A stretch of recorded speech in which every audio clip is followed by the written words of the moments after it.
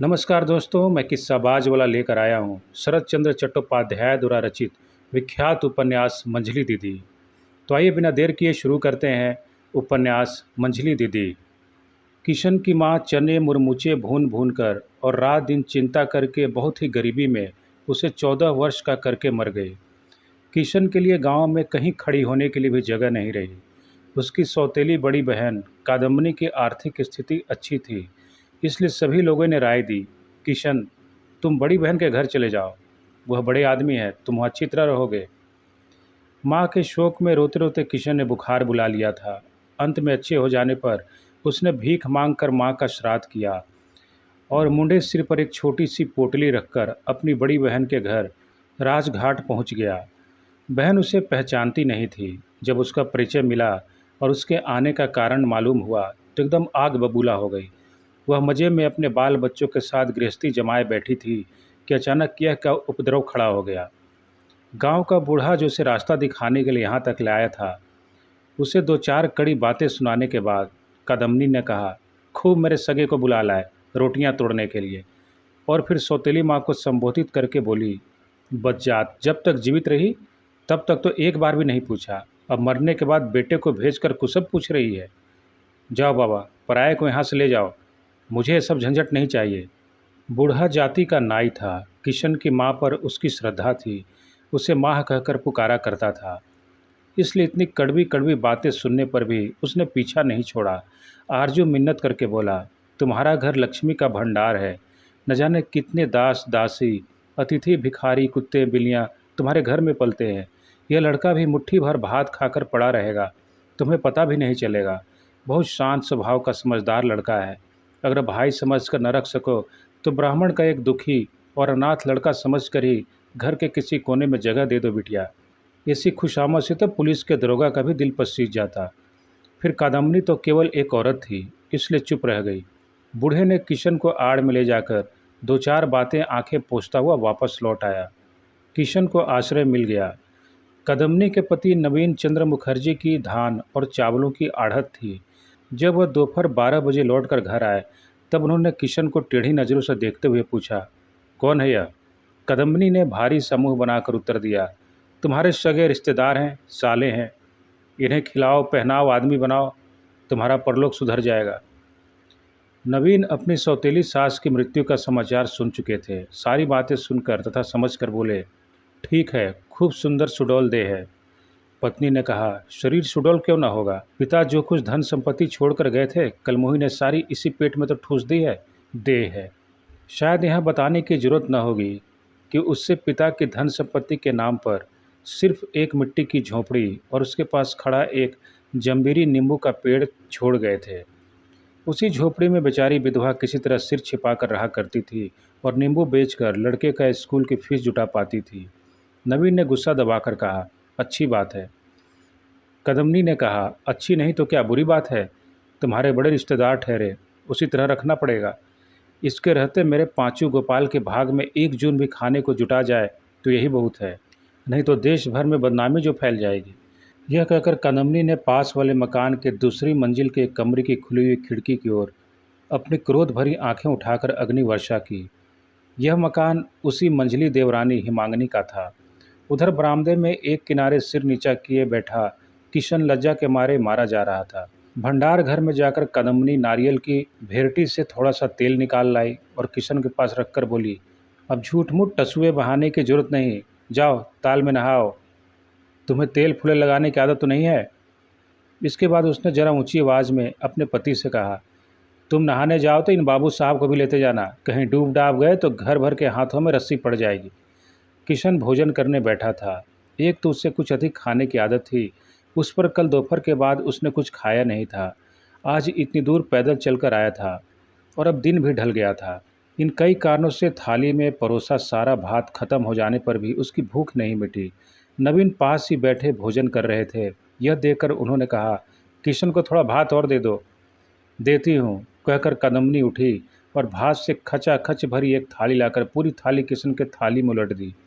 इसके बाद जोर से हंसते हुए बोली, यह तो खूब हुआ, रोजाना इस हाथी की खुराक जुटाने में तो हमारी सारी आड़त खाली हो जाएगी। शाम को दुकान से 2 मन मोटा चावल भेज देना, नहीं तो दिवालिया होना पड़ेगा, बताए देती हूँ। मर्मभेदी लज्जा के कारण किशन का चेहरा और भी झुक गया। वह अपनी माँ का एक ही लड़का था। यह तो हमें मालूम नहीं कि अपनी दुखियारी माँ के यहाँ उसे महीने बढ़िया चावल मिला करता था या नहीं, लेकिन इतना जरूर मालूम था कि भर पेट भात खाने के अपराध में उसे कभी लज्जा से सिर नहीं झुकाना पड़ता था। उसे याद आया कि हजार अधिक खा लेने पर भी वह अपनी माँ के खिलाने की साध कभी नहीं पूरा कर पाता था। उसे यह भी याद आया कि कुछ ही दिन पहले गुड्डी और चरखी खरीदने के लिए उसने 2 करछुल भात अधिक खाकर माँ से पैसे वसूल किए थे। उसकी दोनों आंखों से आंसुओं की बड़ी बड़ी बूंदें निकलकर चुपचाप खाने लगा। वह इतने भी हिम्मत नहीं कर सका कि बायां हाथ उठाकर आंसू पोंछ डालता। वह डरता था कि कहीं बहन देख न ले। अभी थोड़ी देर पहले ही वह झूठ मूठ टसुए बहाए जाने के अपराध में झिड़की खा चुका था, और उसे झिड़की ने इतने दारुण मातृशोक की गर्दन भी दबा दी थी। दोनों भाइयों ने पैतृक मकान आपस में बांट लिया था। पास वाला 2 मंजिला मकान मंझले भाई विपिन का है। छोटे भाई की बहुत दिन पहले मृत्यु हो गई थी। विपिन भी धान और चावल का ही व्यापार करता है तो उसकी स्थिति भी अच्छी, लेकिन बड़े भाई नवीन जैसी नहीं है, तो भी उसका मकान 2 मंजिला है। मंझली बहू हेमांगनी शहर की लड़की है। वह दास दासी रखकर 4 आदमियों को खिला पिलाकर ठाठ से रहना पसंद करती है। वह पैसा बचाकर गरीबों की तरह नहीं रहती, इसलिए लगभग 4 साल पहले दोनों देवरानी जेठानी कलह करके अलग अलग हो गई थीं। तब से अब तक खुलकर कई बार झगड़े हुए हैं और मिट भी गए हैं, लेकिन मनमुटाव एक दिन के लिए भी कभी नहीं मिटा। इसका कारण एकमात्र जेठानी कदमनी के हाथ में था। वह खूब पक्की है और भली भांति समझती कि टूटी हुई हांडी में कभी जोड़ नहीं लग सकता, लेकिन मनमुटाव एक दिन के लिए भी कभी नहीं मिटा। लेकिन मंझली बहू इतनी पक्की नहीं है। वह इस ढंग से कभी सोच ही नहीं सकती। यह ठीक है कि झगड़े का आरंभ मंझली बहू करती है, लेकिन फिर मिटाने के लिए, बातें करने के लिए और खिलाने पिलाने के लिए वह मन ही मन छटपटाया भी करती है, और फिर एक दिन धीरे से पास आ बैठती है। अंत में हाथ पैर जोड़कर रो धोकर क्षमा याचना करके जेठानी को अपने घर पकड़ कर ले जाती है और खूब आदर स्नेह करती है। दोनों के इतने दिन इसी तरह कट गए हैं। आज लगभग 3 साढ़े 3 बजे हेमांगनी इसी मकान में आ पहुंची। कुएं के पास ही सीमेंट के चबूतरे पर धूप में बैठा किशन ढेर सारे कपड़ों में साबुन लगाकर उन्हें साफ कर रहा था। कदमनी दूर खड़ी थोड़े साबुन से शरीर की अधिक ताकत लगाकर कपड़े धोने का कौशल सिखा रही थी। कैसे गंदे और मैले कुचैबे कपड़े पहन कर आया है। बात ठीक थी। किशन जैसी लाल किनारी की धोती पहनकर और दुपट्टा ओढ़कर कोई अपनी रिश्तेदारी में नहीं जाता। उन दोनों कपड़ों को साफ करने की जरूरत अवश्य थी, लेकिन धोबी के अभाव के कारण सबसे अधिक आवश्यकता थी पुत्र पंचू गोपाल के 2 जोड़ी और उसके पिता के 2 जोड़ी कपड़ों को साफ करने की, और किशन वही कर रहा था। हेमांगनी देखते ही समझ गई थी कि कपड़े किसके हैं, लेकिन इस बात की कोई चर्चा न करके उसने पूछा, जीजी ये लड़का कौन है? लेकिन इससे पहले कि वह अपने घर में बैठी आड़ से सारी बातें सुन चुकी थी।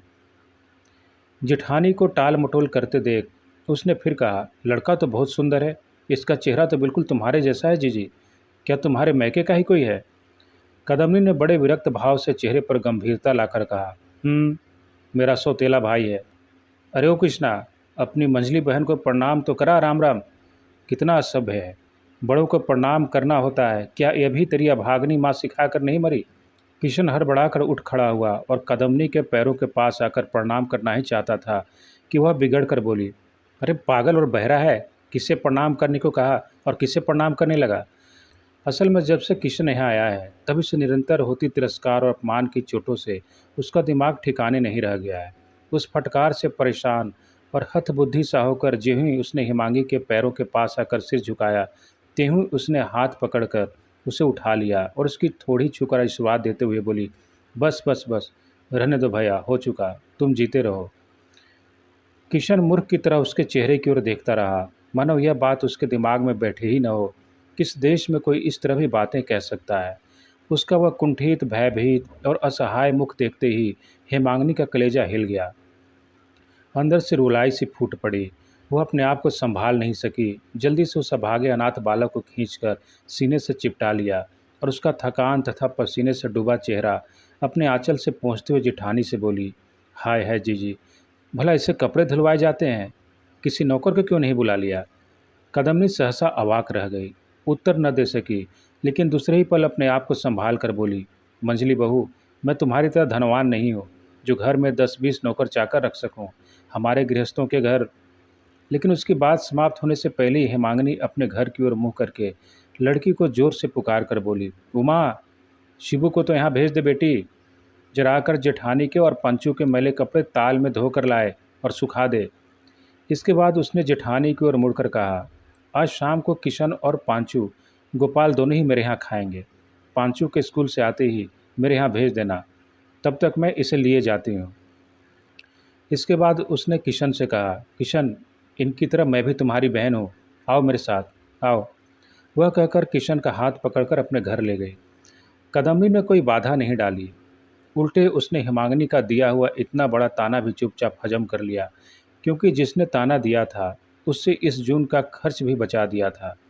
कदम्बी के लिए संसार में पैसे से बढ़कर और कुछ नहीं था, इसलिए गाय दूध देते समय अगर लात मारती है तो वह उसे भी सहन कर लेती है। संध्या के समय कदम्बी ने पूछा, क्यों रे किशन, वहाँ क्या खाया?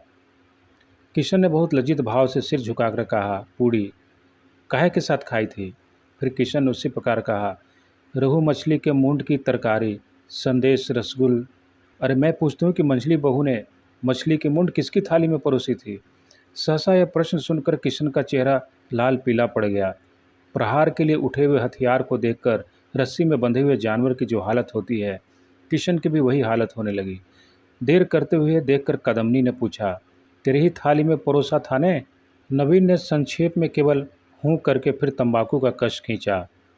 कदम्बी गर्म होकर कहने लगी, यह अपनी है, जरा इस सगी चाची का व्यवहार तो देखो। वह क्या नहीं जानती कि मेरे पांचू गोपाल को मछली का मूंड कितना अच्छा लगता है? तब उसने क्या समझकर वह मूंड उसकी थाली में परोसकर इस तरह बेकार ही बर्बाद कर दिया। अरे हाँ रे किशन, संदेश और रसगुल्ले तो तूने पेट भर खाए ना, कभी 7 जन्म में भी तूने ऐसी चीज़ें ना देखी होंगी। इसके बाद फिर पति की ओर देख कर कहा, जिसके लिए मुट्ठी भर भात गनीमत हो, उसे पूड़ी और संदेश खिलाकर क्या होगा?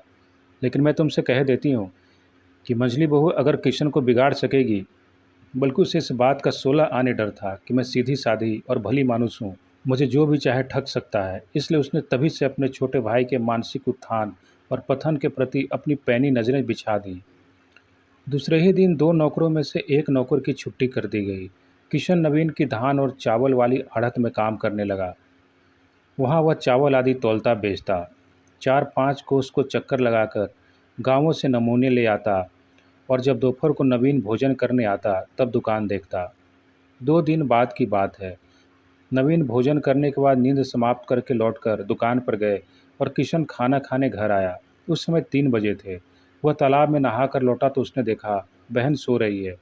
उस समय उसे इतनी जोर की भूख लग रही थी कि आवश्यक होता तो वह शायद बाघ के मुंह से भी खाना निकाल लाता, लेकिन बहन के जगाने का वह साहस नहीं कर पाया। वह रसोई के बाहर वाले बरामदे में एक कोने में चुपचाप बैठा बहन के जागने की प्रतीक्षा कर रहा था कि अचानक उसने पुकार सुनी, किशन। वह आवाज़ उसके कानों में बड़ी भली लगी। उसने सिर उठाकर देखा, मंझली बहन अपनी दूसरी मंजिल के कमरे में खिड़की के पास खड़ी है। किशन ने एक बार देखा और फिर सिर झुका लिया। थोड़ी देर में हेमांगिनी नीचे उतर आई और उसके सामने आकर खड़ी हो गई। फिर बोली, कई दिन से दिखाई नहीं दिया किशन, यहाँ चुपचाप क्यों बैठा है?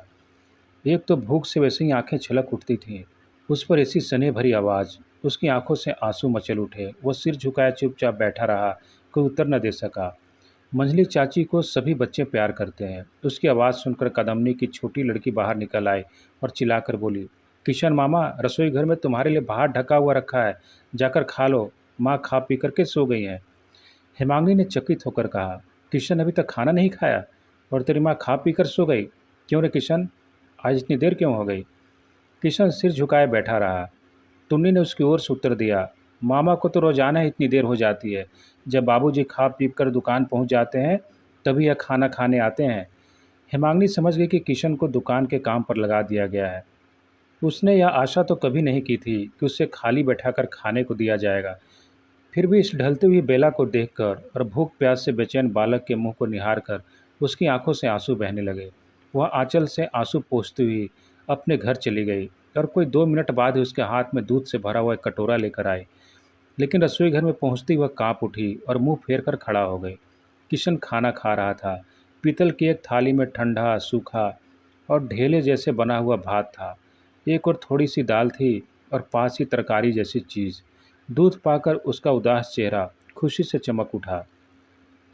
हेमांगनी दरवाजे से बाहर आकर खड़ी रही।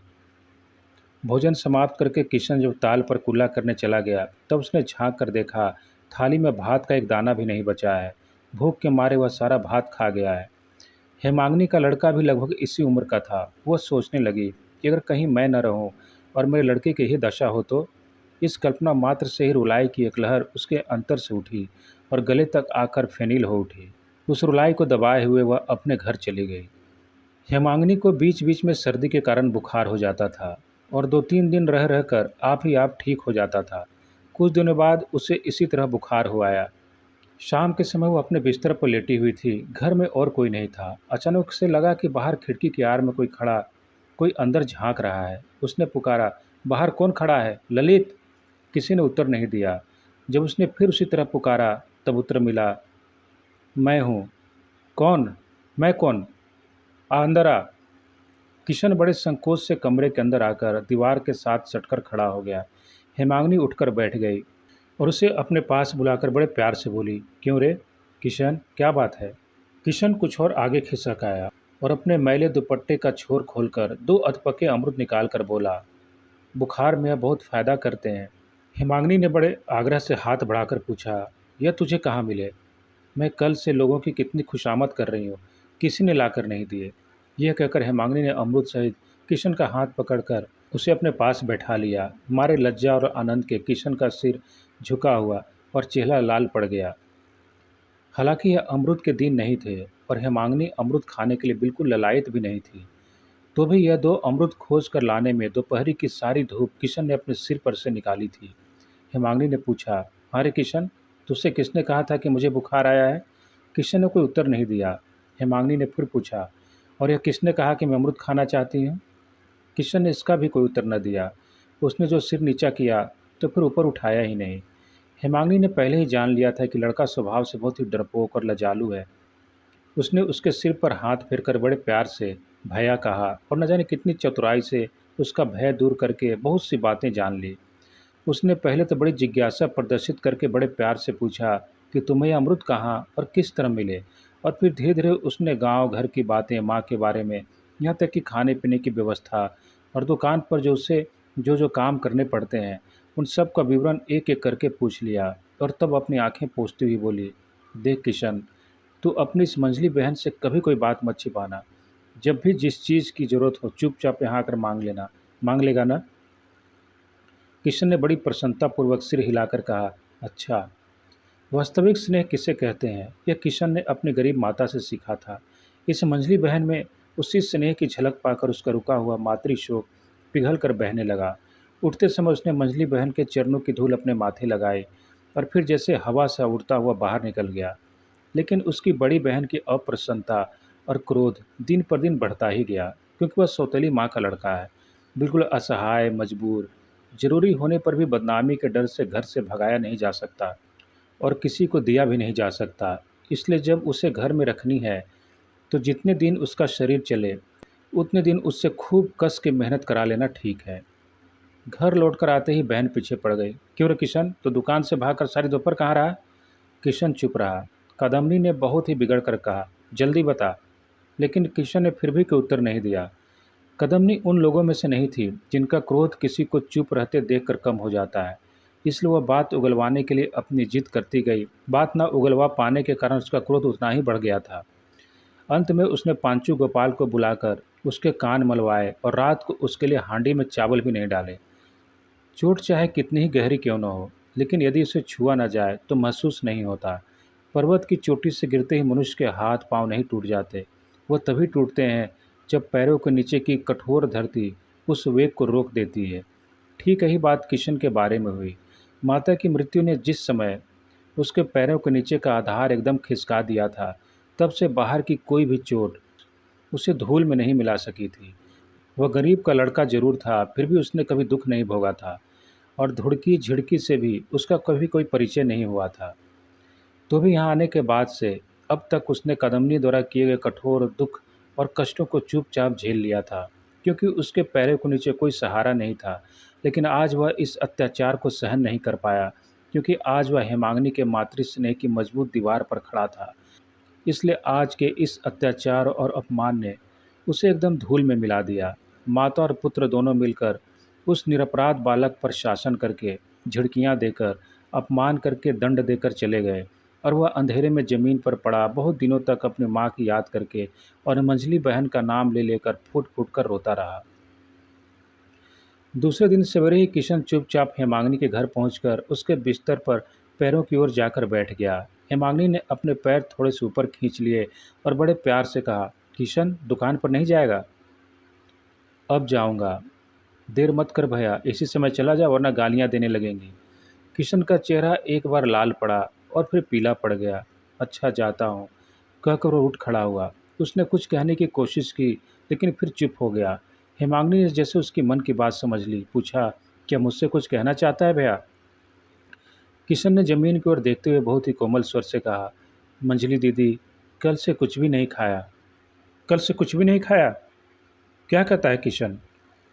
कुछ देर तक हेमांगिनी तो चुप रही, फिर तुरंत ही उसकी आंखों में आंसू भर आए और धीरे धीरे झरझर कर बहने लगे। उसने उसका हाथ पकड़कर अपनी ओर खींच लिया और अपने पास बैठाकर जब एक एक करके सारी बातें जान ली तो कहा, कल रात को यहाँ क्यों नहीं चलाया? किशन चुपचाप बैठा रहा। हेमांगिनी ने आंचल से आंसू पोंछते हुए कहा, भाई, तुम्हारे मेरे सिर की सौगंध, आज से मुझे अपनी मरी हुई माँ की जगह ही समझना। कुछ समय के बाद ही यह सब बातें कदमनी के कानों तक पहुँच गई। उसने अपने घर से ही मंझली बहू को पुकार कर कहा, क्या मैं अपने भाई को खिला नहीं सकती जो तुमने उसके गले पड़कर इतनी बातें कहीं? बातों का ढंग देखकर हेमांगिनी के सारे बदन में आग लग गई, लेकिन क्रोध को छिपाकर बोली, अगर मैंने गले पड़कर कुछ कहा भी है तो इसमें दोष क्या हो गया?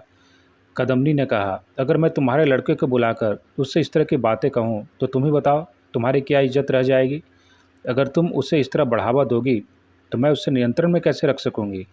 अब हेमांगिनी बर्दाश्त नहीं कर सकी। उसने कहा, बहन, 15-16 साल तुम्हारे साथ रहकर गृहस्थी चला चुकी हूँ। मैं तुम्हें अच्छी तरह पहचानती हूँ। पहले अपने लड़के को भूखा रखकर उस पर शासन करो, तब दूसरे के लड़के पर करना। तब गले पड़कर कुछ कहने नहीं जाऊंगी।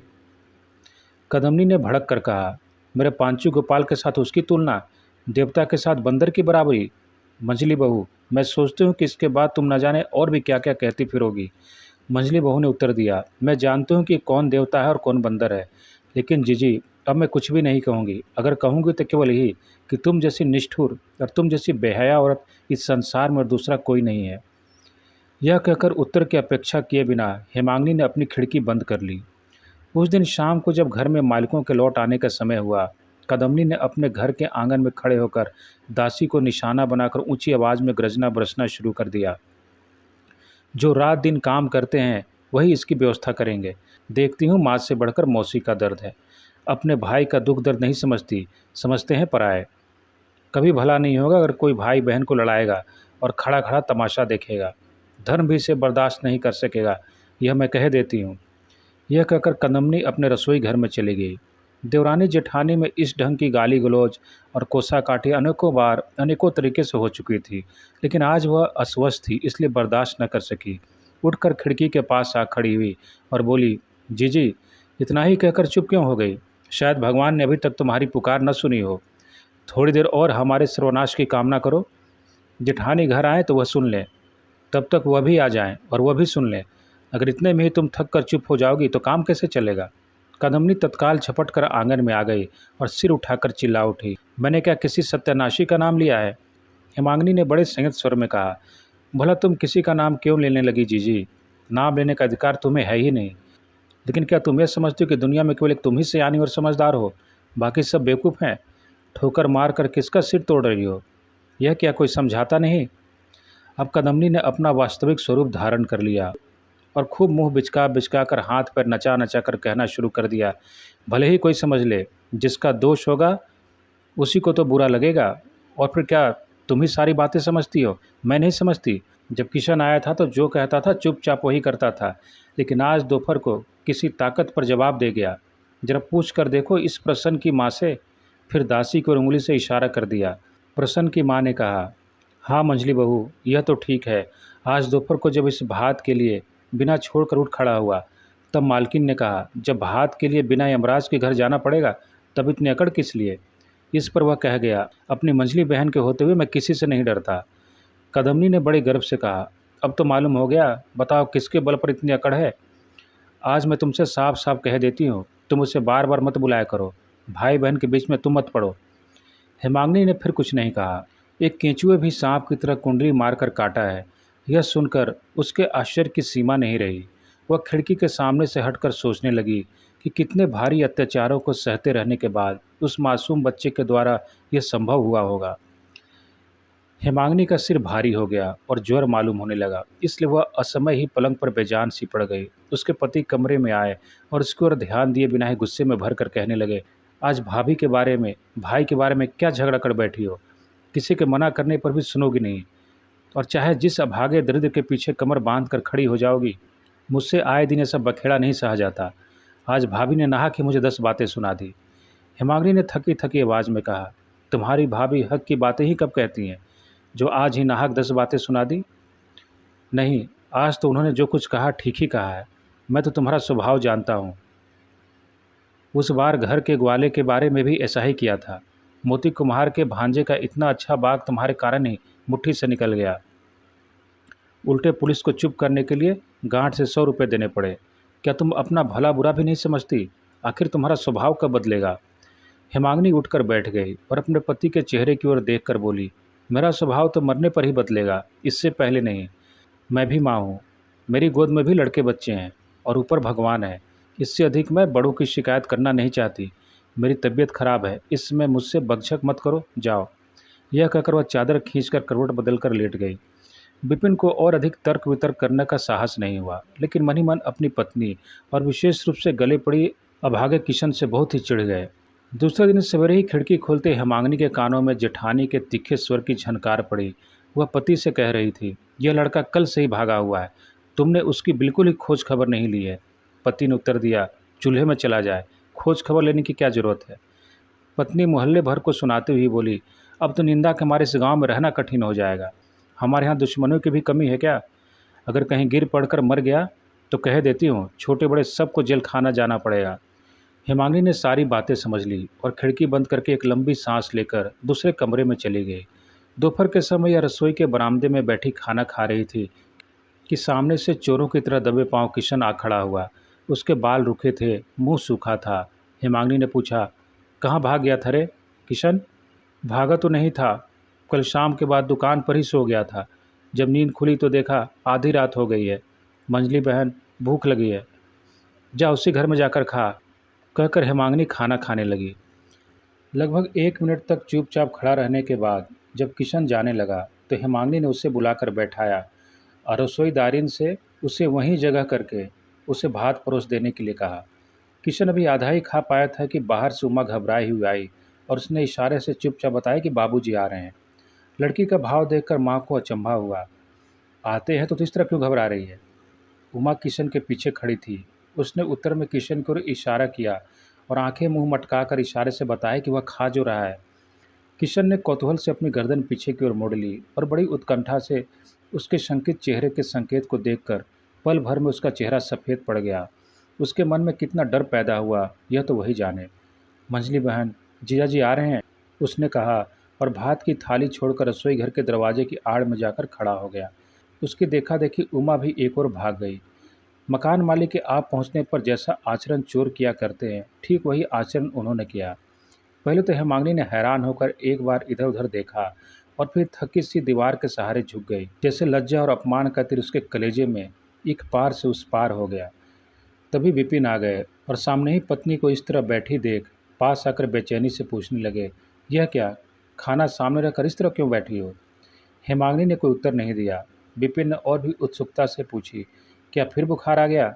इसके बाद उनकी नज़र उस थाली पर पड़ी जिसमें आधा भात पड़ा हुआ था। पूछा, इतना भात थाली में छोड़कर कौन उठ गया। हेमांगनी उठकर बैठ गई और बोली, नहीं, उधर किशन खा रहा था, तुम्हारे डर के मारे किवाड़ की आड़ में छिप गया है। क्यों, सो तुम अच्छी तरह जानते हो। और केवल वही नहीं, तुम्हारे आने की खबर देकर उमा भी भाग गई है। विपिन ने मन ही मन समझ लिया कि पत्नी की बातें टेढ़े रास्ते जा रही हैं, इसलिए उन्होंने सीधे रास्ते पर लाने के लिए हंसते हुए कहा, आखिर वह किस डर से भागी। हेमांगिनी ने कहा, क्या जानूं, शायद माँ का अपमान अपनी आंखों के सामने देखने के भय से भाग गई हो।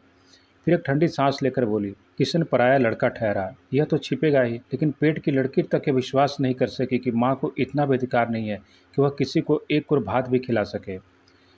अल बिपिन ने समझा कि मामला सचमुच बिगड़ गया है, कहीं आगे बढ़कर उग्र रूप धारण न कर ले। इसलिए उन्होंने इस अभियोग को एक साधारण मजाक में बदलकर आंखें मटकाकर और गर्दन हिलाकर कही, नहीं, तुम्हें कोई अधिकार नहीं है। कोई भिखमंगा आए तो उससे भीख देने तक का अधिकार नहीं है। अच्छा, इन सब बातों को जाने दो। कल से तुम्हारे सिर में फिर दर्द तो नहीं हुआ? मैं सोचता हूँ कि शहर के केदार डॉक्टर को बुला लूँ, और नहीं तो एक बार फिर कलकत्ता। रोग और इलाज का मशवरा यहीं रुक गया। हिमांगिनी ने पूछा, तुमने उमा के सामने किशन को कुछ कहा था? विपिन जैसे आकाश से नीचे आ गिरे, बोले, मैंने कहा नहीं तो। ओह, उस दिन शायद कुछ कहा था। भाभी नाराज होती हैं, भैया बिगड़ते हैं। मालूम होता है उमा वहाँ खड़ी थी। जानती हो?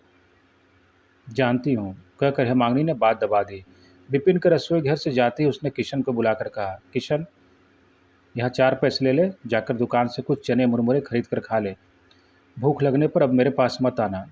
तेरी मंझली बहन की इतनी ताकत नहीं कि वह बाहर के आदमी को एक और भात भी खिला सके। किशन चुपचाप चला गया। अंदर खड़े विपिन ने उसकी ओर देखकर दांत पीस लिए। 5-6 दिन बाद एक दिन तीसरे पहर विपिन ने झल्लाते हुए चेहरे से घर में कदम रखते ही कहा, आखिर तुमने यह क्या बखेड़ा शुरू कर रखा है? किशन तुम्हारा कौन है जो उस पराये लड़के के लिए दिन रात अपने आदमियों से झगड़ा किया करती हो? मैंने आज देखा कि भैया सख्त नाराज है। इससे कुछ देर पहले अपने घर में बैठकर कदमनी ने अपने पति को सुनाकर और मंझली बहू को निशाना बनाकर खूब जोर जोर से चिल्ला चिल्लाकर अब शब्दों के जो तीर छोड़े थे उसमें से एक भी निष्फल नहीं गया था। उन सभी तीरों ने हेमांगिनी को छेद डाला था और हर तीर ने अपनी नोक से हेमांगिनी के शरीर में इतना जहर भर दिया था कि उसकी आग उसे बुरी तरह जला रही थी। लेकिन बीच में जेठ जी बैठे थे, इसलिए सब कुछ सहन करने के सिवा उनसे बचने और उन्हें रोकने का उसे कोई मार्ग नहीं मिल सका था। प्राचीन काल में जिस तरह यवन युद्ध में विजय पाने के लिए गाय को सामने खड़ा करके पीछे से राजपूतों की सेना पर वाणों की वर्षा करते थे, कदमनी भी मंझली बहू पर आजकल इसी तरह वार किया करती थी। पति की बात से हेमांगिनी भड़क उठी। उसने कहा, कहते क्या हैं? जेठ जी तक नाराज हो गए हैं। इतने बड़े आश्चर्य की बात पर एकदम तो विश्वास नहीं होता। अब बताओ, क्या करने से उनका क्रोध शांत हो सकता है? विपिन मन ही मन बहुत नाराज हुए, लेकिन अपनी नाराजगी प्रकट करने का उनका स्वभाव नहीं था। इसलिए उन्होंने मन का भाव मन में ही छिपाकर सहज भाव से कहा, हजार हो, फिर भी बड़ों के संबंध में क्या? बात पूरी भी नहीं होने पाई थी कि हेमांगिनी ने कहा, मैं सब जानती हूँ, कोई अनजान बच्ची नहीं हूँ जो बड़ों की मान मर्यादा नहीं समझती हूँ। लेकिन मैं उस लड़के को चाहती हूँ, इसलिए वह मुझे उस पर दिखा दिखा कर दिन रात अत्याचार करती रहती है।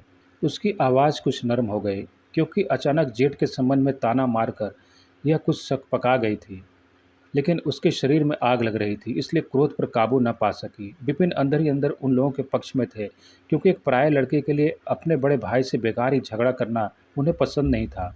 पत्नी की सकपकाहट को देखकर मौका पाकर उन्होंने कुछ जोर देकर कहा, अत्याचार कुछ भी नहीं करते, अपने लड़के को कायदे में रखते हैं, काम धंधा सिखाते हैं। इसमें अगर तुम्हें कष्ट होता है तो कैसे काम चलेगा? और फिर वह ठहरे बड़े लोग, जो भी चाहे करें।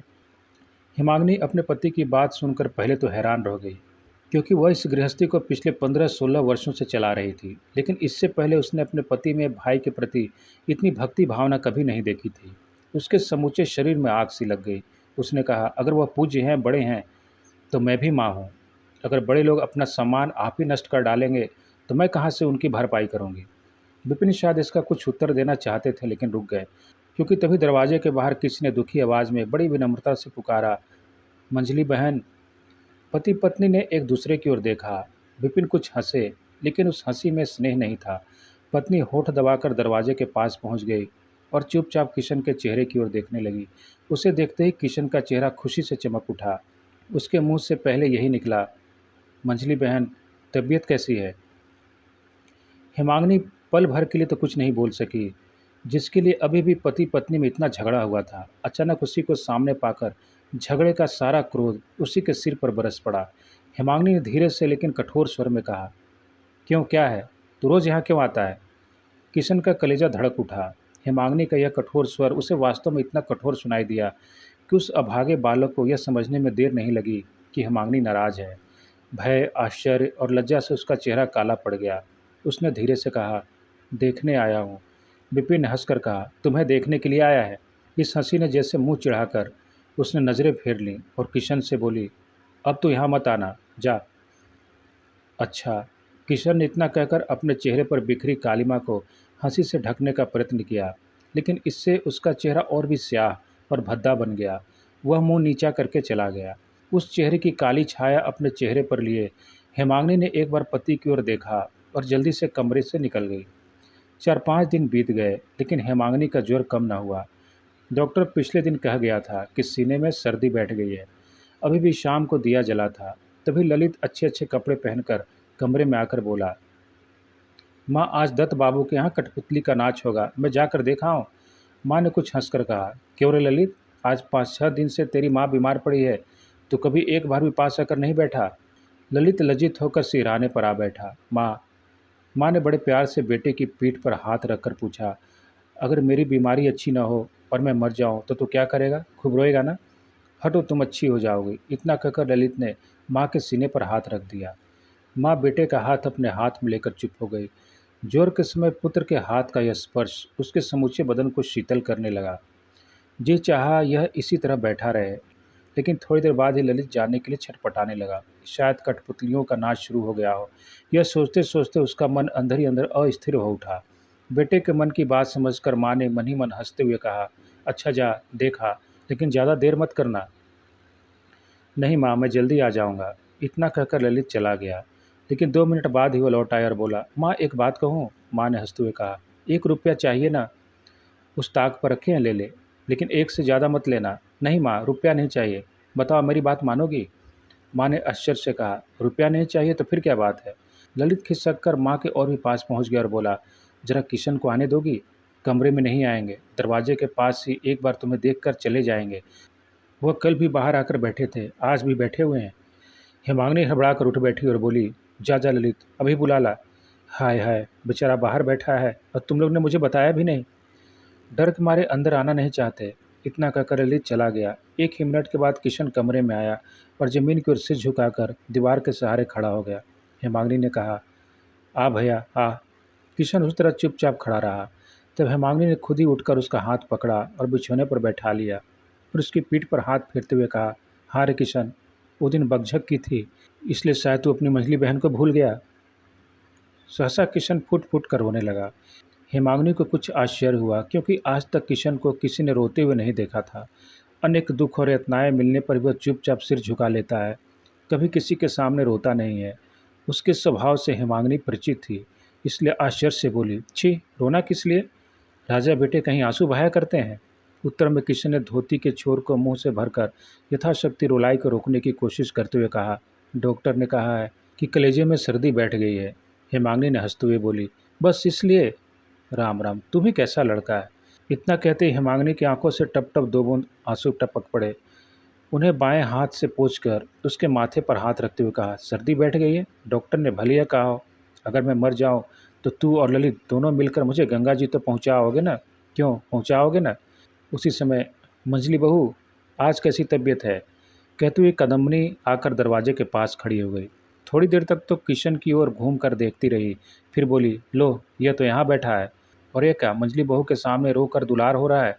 यह ढोंगी कितने छल छंद जानता है। बहुत थक जाने के कारण हेमांगिनी अभी भी तकिए के सहारे लेटी थी, लेकिन तत्काल तीर की तरह सीधी होकर उठ बैठी और बोली, जीजी, मुझे आज 6-7 दिन से बुखार आ रहा है, तुम्हारे पैरों पड़ती हूँ, इस समय तुम चली जाओ। कदमनी पहले तो कुछ शक पकाई, लेकिन तुरंत ही अपने आप को संभाल कर बोली, मंझली बहू, तुमसे तो कुछ नहीं कहा, अपने भाई को डांट रही हूँ, इस पर तुम काटने को क्यों दौड़ रही हो? हेमांगिनी ने कहा, तुम्हारी डांट डपट तो दिन रात चलती ही रहती है, उसे घर जाकर करना, यहाँ मेरे सामने करने की ज़रूरत नहीं है, और न मैं करने दूंगी। क्यों, क्या तुम घर से निकाल दोगी? हेमांगिनी ने हाथ जोड़कर कहा, जी जी, मेरी तबीयत खराब है, मैं तुम्हारे पैरों पड़ती हूँ, या तो चुपचाप रहो या चली जाओ। कदमनी बोली, अपने भाई से भी कुछ नहीं कह सकती? हेमांगिनी ने उत्तर दिया, अपने घर जाकर कहना। हाँ, सो तो अच्छी तरह कहूँगी। मेरे नाम खूब लगाई बुझाई की जाती है, वो सब मैं आज निकाल दूंगी, बदजात झूठा कहीं का। मैंने कहा था कि गाय के गले में बांधने के रस्सी नहीं है किशन, जरा जाकर 2 अंटियाँ पाट काट लो। तो बोला, बहन तुम्हारे पैरों पड़ता हूँ, जरा कठपुतली का नाच दिखाओ। यही न कठपुतली का नाच देखा जा रहा है। यह कहकर कदम्बी छम छम पैर पटकती वहाँ से चली गई। हिमांगनी कुछ देर तक काठ की तरफ बैठी रही, फिर लेटकर बोली, किशन, तू कठपुतली का नाच देखने क्यों नहीं गया? चला गया होता तो ये सब बातें सुनने नहीं पड़ती ना। जब वो लोग तुझे नहीं आने देते तब भैया हमारे यहाँ तो मत आया कर। किशन बिना कुछ कहे सुने चुपचाप चला गया, लेकिन थोड़ी देर बाद ही लौट आया और बोला, बहन, हमारे गांव की विशालाक्षी देवी की बहुत ही जागती कला है। पूजा देने से सारे रोग शोक दूर हो जाते हैं। मंजली बहन, दे दो ना उनकी पूजा। अभी भी बेकार ही झगड़ा हो जाने के कारण हिमांगनी का मन बहुत ही झल्ला उठा था। लड़ाई झगड़ा होता ही रहता है, लेकिन ऐसा बढ़िया बहाना मिल जाने पर इस अभागे की क्या दुर्दशा होगी, यह सोचकर उसकी छाती दुख, क्रोध और विपत्ति से जल उठी थी। किशन जब लौट कर आया तो हिमांगनी उठकर बैठ गई। उसे अपने पास बैठाकर उसकी पीठ पर हाथ फेरते हुए रो पड़ी। फिर आंसू पोंछ कर बोली, अच्छी हो जाऊंगी तब तुझे बुलाकर पूजा देने के लिए भेज दूंगी। अकेले जा तो सकेगा ना? किशन प्रसन्नता से आंखें फाड़ कर बोला, बड़े मज़े से अकेला चला जाऊंगा मंजली बहन। तुम आज ही मुझे 1 रुपया देकर भेज दो ना। मैं कल ही सवेरे पूजा देकर तुम्हें प्रसाद ला दूंगा। उसे खाते ही तुम्हारे रोग दूर हो जाएंगे। मुझे आज ही भेज दो ना मंजली बहन। हिमांगनी ने देखा कि अब उससे ठहरा नहीं जा रहा, बोली, लेकिन कल लौटने पर यह लोग तुझे बहुत मारेंगे। मारपीट का नाम सुनकर पहले तो किशन कुछ सहम उठा, लेकिन फिर खुश होकर बोला, भले ही मारें, तुम्हारा रोग तो दूर हो जाएगा। हिमांगनी की आंखों से फिर आंसू बहने लगे। उसने कहा, क्यों रे किशन, मैं तो तेरी कोई भी नहीं हूँ, फिर मेरे लिए तुझे इतनी चिंता क्यों है? भला इस प्रश्न का उत्तर किशन कहाँ से खोज पाता? वह कैसे समझाए कि उसका दुखी और पीड़ित मन रात दिन रो रो कर अपनी माँ को खोजता फिरता है। थोड़ी देर तक हिमांगनी की ओर देखकर बोला, तुम्हारा रोग जो दूर नहीं होता है मंजली बहन, छाती में सर्दी बैठ गई है। हिमांगनी हंस पड़ी, मेरी छाती में सर्दी बैठ गई है तो इससे तुझे क्या? तुझे इतनी चिंता क्यों है? किशन ने हैरानी से कहा, मुझे चिंता न होगी मंजली बहन, छाती में सर्दी बैठ जाना बहुत ही खराब है। अगर बीमारी बढ़ जाए तो फिर तुझे बुलावा लूँगी, लेकिन बिना बुलाए मत आना भैया। क्यों मंजली बहन? हिमांगी ने सिर हिलाकर दृढ़ता से कहा, नहीं, अब मैं तुझे यहाँ नहीं आने दूंगी। बिना बुलाए अगर तू आएगा तो मैं बहुत नाराज़ होंगी। किशन ने उसके मुंह की ओर देखकर डरते हुए पूछा, अच्छा तो बताओ, कल सवेरे कब बुलाओगी? क्या कल सवेरे तुझे फिर आना चाहिए? किशन ने विवश होकर कहा, अच्छा सवेरे न सही, दोपहर को आ जाऊँगा, ठीक है मंजली बहन। उस समय उसकी आंखों में और चेहरे पर ऐसी आकुल प्रार्थना फूट पड़ी कि हिमांगनी को मन ही मन बहुत दुख हुआ, लेकिन अब बिना कठोर किए हुए काम नहीं चल सकता। सभी ने मिलकर इस मासूम और एकदम असहाय बालक को जो यातनाएं देनी आरंभ की हैं, उसे किसी भी तरह और बढ़ा देने से काम नहीं चल सकता। शायद वह उसे सह सकता है।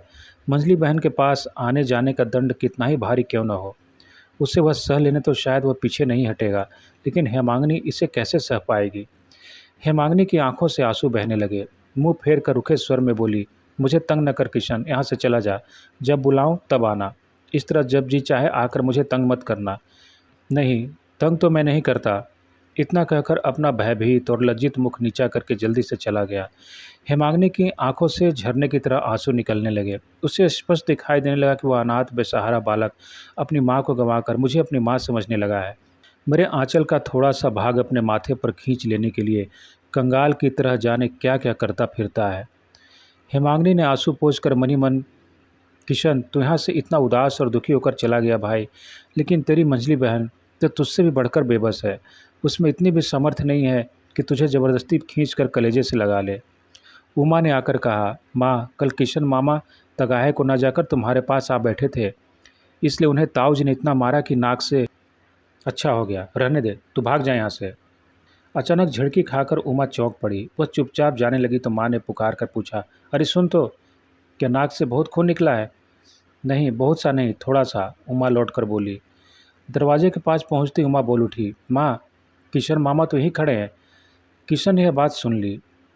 इसे बुलावा समझकर शर्मिली हंसी के साथ बोला, मंजली बहन, कैसा जी है? दुख, अभियान और क्षोभ से हेमांगनी पागलों की तरह चीख उठी, यहाँ क्या करने आया है? जा, जल्दी जा यहाँ से, कहती हूँ दूर हो जा। किशन मूर्ख की तरह आंखें फाड़ फाड़ कर देखने लगा। हेमांगनी ने और भी चिल्लाकर कहा, कमबख्त फिर भी खड़ा है, गया नहीं? जाता हूँ, किशन ने सिर झुकाकर कहा और चला गया। उसके जाने के बाद हेमांगनी बेजान सी बिछौने के एक किनारे पड़ गई और बड़बड़ाते हुए कहने लगी, कमबख्त से 100 बार कह दिया कि मेरे पास मत आया कर, फिर भी वह मंजली बहन। उमा जाकर शिबू से कह दे अब उसे घर के अंदर ना आने दिया करे। उमा चुपचाप बाहर चली गई। रात हेमांगिनी ने अपने पति को बुलाकर रूंधे गले से कहा, आज तक तो मैंने तुमसे कभी कुछ नहीं मांगा, लेकिन आज इस बीमारी के समय एक भिक्षा मांगती हूँ, दोगे? विपिन ने संदिग्ध स्वर में कहा, क्या चाहती हो? किशन को मुझे दे दो, वह बेचारा बहुत दुखी है, उसके माँ बाप नहीं है, वह लोग उसे मार डालते हैं, यह मुझसे देखा नहीं जाता। विपिन ने कुछ मुस्कुरा कर कहा, तो आंखें मूंद लो, बस सारा झगड़ा मिट जाएगा। पति का यह क्रूर मजाक हेमांगिनी के कलेजे में तीर की तरफ बिंध गया और किसी हालत में वह इसे सह लेती, लेकिन आज मारे दुख के उसके प्राण निकलने लगे थे, इसलिए उसने सह लिया और हाथ जोड़कर बोली, तुम्हारी सौगंध खाकर कहती हूँ, उसे मैं अपने पेट के बेटे की तरह चाहती हूँ, मुझे दे दो, उससे पाल कर बड़ा करूँगी, खिलाऊंगी, पहनाऊंगी, इसके बाद तुम लोगों की जो इच्छा हो करना, जब वह सयाना हो जाएगा तो मैं कुछ नहीं कहूँगी।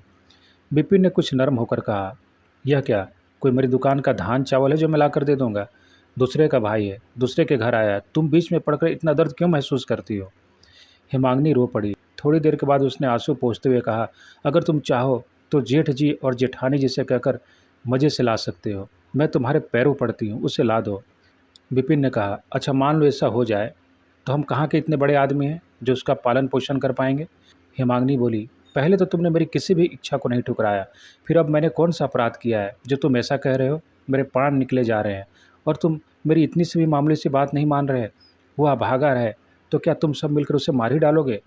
मैं उसे अपने यहाँ आने को कहूँगी, देखते हूँ वह लोग क्या करते हैं। विपिन ने अप्रसन्नता से कहा, मैं उसे खिला पिला नहीं सकूँगा, मैं उसे खिला पिला सकूँगी, मैं कल ही उसे अपने पास बुला कर रखूँगी। अगर जेठानी उसे ज़बरदस्ती रोकेंगी तो मैं उसे थाने में दरोगा के पास भेज दूँगी।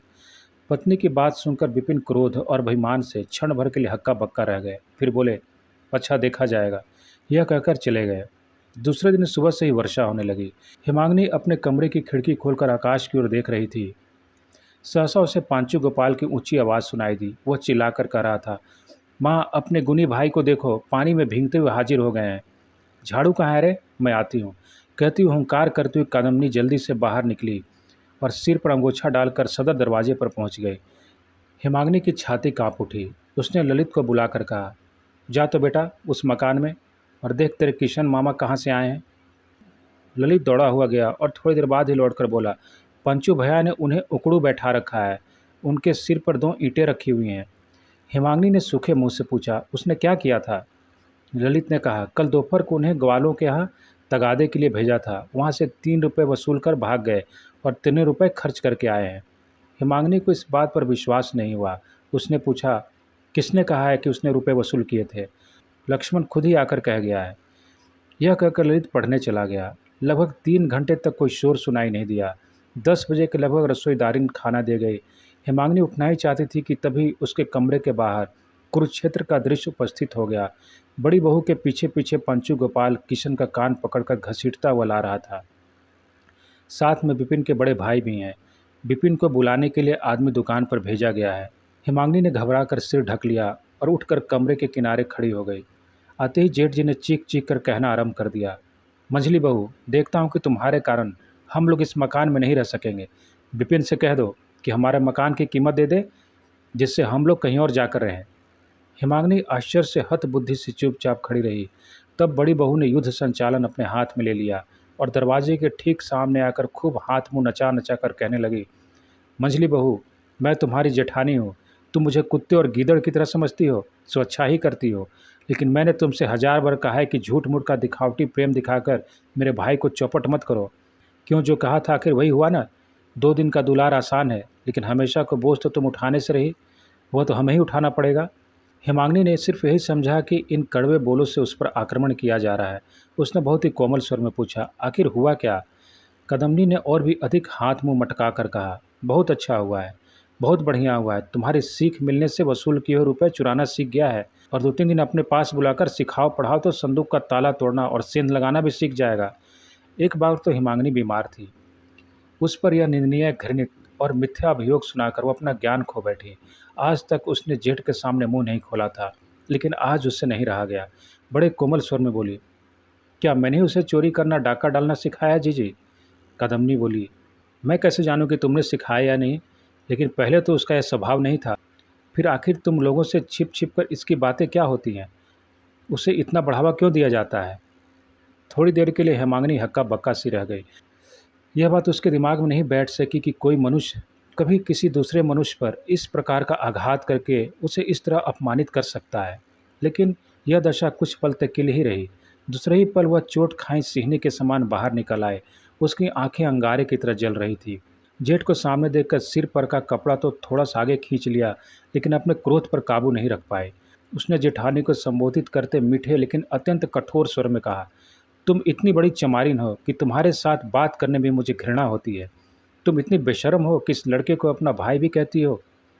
अगर आदमी एक जानवर पालता है तो उसे भी भरपेट खाने को देता है, लेकिन इस अभागे से तो सभी तरह के छोटे से छोटे काम लेकर भी तुमने इससे कभी भरपेट खाने को नहीं दिया। अगर मैं न होती तो अब तक भूखों मर गया होता। यह केवल पेट की आग के कारण मेरे पास दौड़ा आता है, प्यार दुलार पाने के लिए नहीं। कदमनी ने कहा, हम लोग खाने को नहीं देते, खाली काम लेते हैं, और तुमने उसे खिला पिलाकर बचा रखा है। मैं बिल्कुल ठीक कहती हूँ। आज तक तुमने कभी उसे 2 समय भरपेट खाना नहीं दिया, सिर्फ मारपीट की है, और जहाँ तक काम करा सकती हो काम कराती हो। तुम लोगों के डर से मैंने इसे 1000 बार आने को मना किया, लेकिन जब भूख बर्दाश्त नहीं होती तो सिर्फ इसलिए भागा चला आता है। यहाँ उसे भरपेट खाना मिल जाता है, चोरी डकैती की सलाह लेने नहीं आता। लेकिन तुम लोग इतने ईर्ष्यालु हो कि अपनी आंखों से भी यह नहीं देख सकते। अब की बार जेठ ने उत्तर दिया। उन्होंने किशन को सामने खींचकर उसकी धोती की छोर में से केले के पत्ते का एक दोना निकाला और क्रुद्ध होकर बोले, हम ईर्ष्या करने वाले लोग उसे अच्छी तरह क्यों नहीं देख सकते? यह तुम अपनी आंखों से ही देख लो। मंझली बहू, तुम्हारे सिखाने का यह नतीजा है। यह सारे रुपए चुराकर तुम्हारे हित के लिए न जाने किस देवी की पूजा का प्रसाद लाया है। यह लो। इतना कहकर उन्होंने उस दोनों में से 2 संदेश, कुछ फूल और बेलपत्र आदि निकालकर दिखा दिए। कदमनी की आंखें कपाल चढ़ गईं। उसने कहा, अरे मायावी, कैसा चुप शैतान है, कैसा धूर्त और मक्कार है। ठीक है मंजली बहू, अब तुम ही बताओ, किसने चोरी क्यों की? क्या मेरे हित के लिए? क्रोध के मारे हेमांगिनी अपना आपा खो बैठी। एक तो उसका अस्वस्थ शरीर, उस पर यह झूठा इल्जाम। उसने जल्दी से आगे बढ़कर किशन के दोनों गालों पर जोर जोर 2 चमाचे जड़ दिए और कहा, हरामजादे चोर, मैंने तुझे चोरी करना सिखाया है? कितनी बार तुझे मना किया कि मेरे घर मत आया कर? कितनी बार तुझे मना किया? अब मुझे लग रहा है कि तू चोरी करने के इरादे से ही मेरे घर में यहाँ आता है, झांका करता है। अब तक घर के सारे लोग इकट्ठे हो चुके थे। शिबू ने कहा, माँ, मैंने तो अपनी आंखों से देखा है।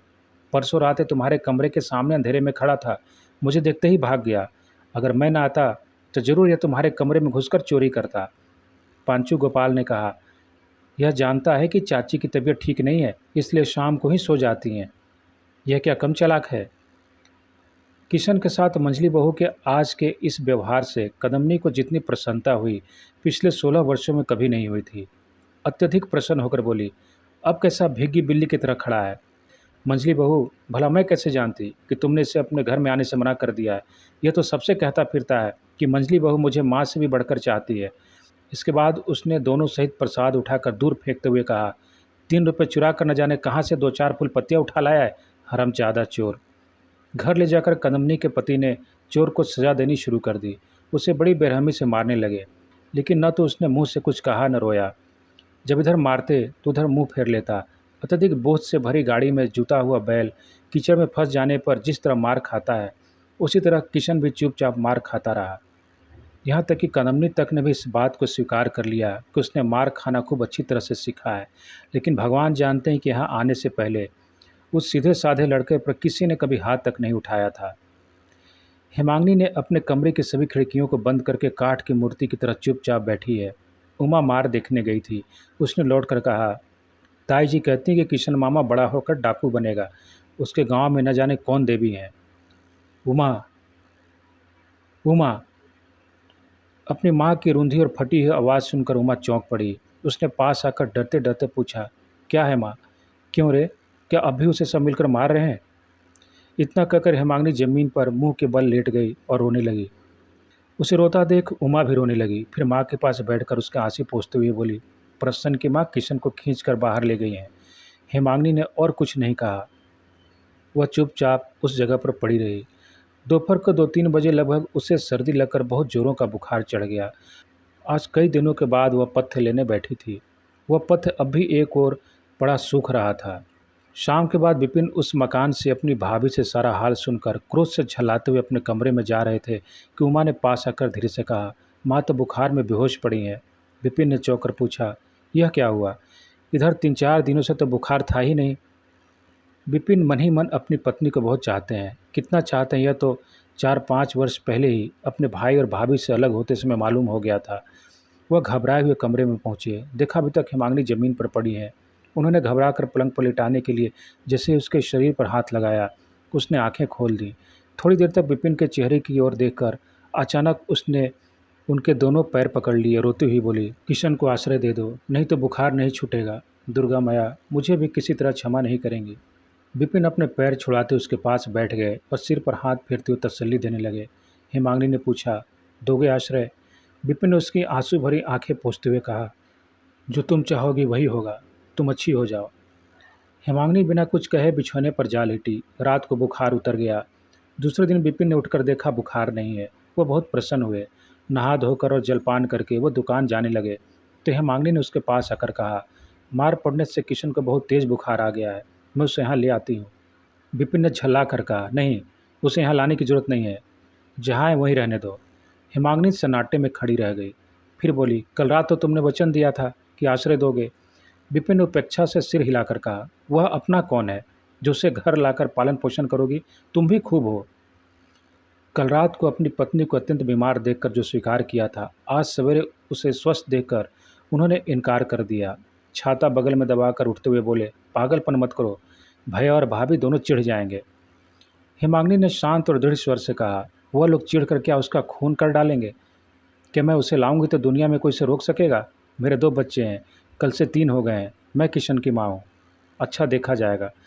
कहकर विपिन जाने लगे तो हिमांगनी सामने आकर खड़ी हो गई और बोली, क्या उसे इस घर में नहीं लाने दोगे? हटो हटो, कैसे पागलपन करती हो? विपिन ने कहा और लाल लाल आंखें दिखाकर चले गए। हिमांगनी ने पुकार कर शिबू से कहा, शिबू जा तो एक बैलगाड़ी लेकर आ, मैं अपने मैके जाऊंगी। विपिन यह सुनकर मन ही मन हंस पड़े और बोले, डर दिखाया जा रहा है। फिर वह दुकान पर चले गए। किशन चंडी मंडप के पास एक और फटी चटाई पर बुखार में शरीर की पीड़ा और शायद हृदय की पीड़ा के कारण बेहोश सा पड़ा था। हिमांगनी ने पुकारा, किशन। किशन इस तरह उठ खड़ा हो गया जैसे पहले से ही तैयार था। क्या मंजली बहन? उसने कहा और इसके साथ ही सलज हंसी से उसका चेहरा चमक उठा, जैसे उसके शरीर में कोई रोग या पीड़ा ही नहीं है। वह बड़ी फुर्ती से खड़ा हो गया और अपने दुपट्टे से छोर से फटी हुई चटाई को झाड़ते हुए बोला, बैठो। हिमांगनी ने हाथ पकड़कर उसे कलेजे से लगा लिया और फिर बोली, नहीं भैया, मैं बैठूंगी नहीं, तू मेरे साथ चल। आज तुझे मेरे साथ चलकर मुझे मैके पहुंचाना होगा। चलो, कहकर किशन ने अपनी टूटी हुई छड़ी बगल में दबा ली और फटा हुआ अंगोछा कंधे पर डाल लिया। हिमांगनी के घर के सामने बैलगाड़ी खड़ी थी। किशन को साथ लेकर हिमांगनी बैलगाड़ी में जा बैठी। बैलगाड़ी जब गांव से बाहर निकल गई तब पीछे से पुकार और चिल्लाहट सुनकर गाड़ीवान ने उसे रोक लिया। पसीने से लथपथ और लाल मुंह लिए विपिन वहां पहुंच गए और डरते डरते पूछने लगे, कहाँ जा रही हो? हिमांगनी ने किशन की ओर इशारा करके कहा, इस गांव से जा रही हूँ। लौटोगी कब तक? हिमांगनी ने गंभीर और दृढ़ स्वर में उत्तर दिया, जब भगवान लौटाएंगे तभी लौटूंगी। क्या मतलब? हिमांगनी ने किशन की ओर हाथ उठाकर कहा, इसे जब कहीं आश्रय मिल जाएगा तभी न अकेली लौट कर आ सकूंगी, नहीं तो इसे लेकर ही रहना पड़ेगा। विपिन को याद आया कि उस दिन भी उन्होंने अपनी पत्नी के मुख पर यही भाव देखा था और इसे ही आवाज़ सुनी थी। जिस दिन मोती को महार के निसहाय भांजे के बाग को बचाने के लिए वह अकेली इस सब लोगों का मुकाबला के लिए खड़ी हो गई थी। उन्हें यह भी याद हुआ है कि यह वह मंझली बहू नहीं है जिसे आंखें दिखाकर किसी काम से रोका जा सके। विपिन ने नरमी से कहा, अच्छा अब क्षमा कर दो, घर चलो। हिमांगनी ने हाथ जोड़कर कहा, नहीं, तुम मुझे क्षमा कर दो, मैं काम पूरा किए बिना किसी भी तरह घर नहीं लौट सकूंगी। विपिन एक क्षण अपनी पत्नी के शांत लेकिन दृढ़ चेहरे की ओर देखते रहे। फिर सहसा उन्होंने झुककर किशन का दायां हाथ पकड़कर कहा, किशन, अपनी मंझली बहन को घर लौटा ले चल भाई। मैं सौगंध खाता हूँ कि जब तक मैं जीवित रहूँगा तब तक दोनों भाई बहन को कोई भी अलग न कर सकेगा। चल भाई, अपनी मंझली बहन को घर ले चल। तो दोस्तों, यह था उपन्यास मंझली दीदी, जिसे लिखा था शरत चंद्र चट्टोपाध्याय ने। दोस्तों, अगर यह उपन्यास आपको पसंद आई हो तो प्लीज़ इसे लाइक, सब्सक्राइब और शेयर ज़रूर करें। धन्यवाद।